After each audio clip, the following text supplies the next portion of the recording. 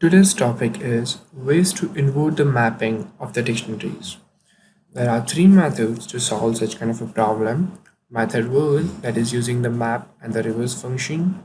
Method 2, using the zip function. And the method 3, using the dictionary comprehension. Starting from the first method, that is using the map and the reverse function.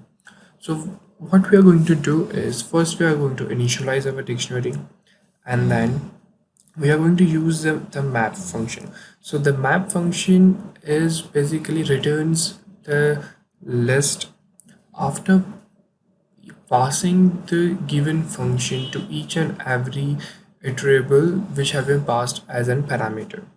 So the function has been passed over here is the reversed, and the iterable is the dictionary items.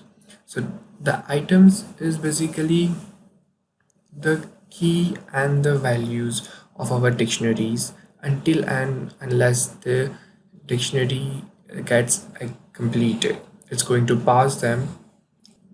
So what does this dictionary items is going to do is it's going to pass the keys and the values of our dictionaries, and then the map is going to use the given function over our dictionary items, that is going to reverse our key and the values respectively.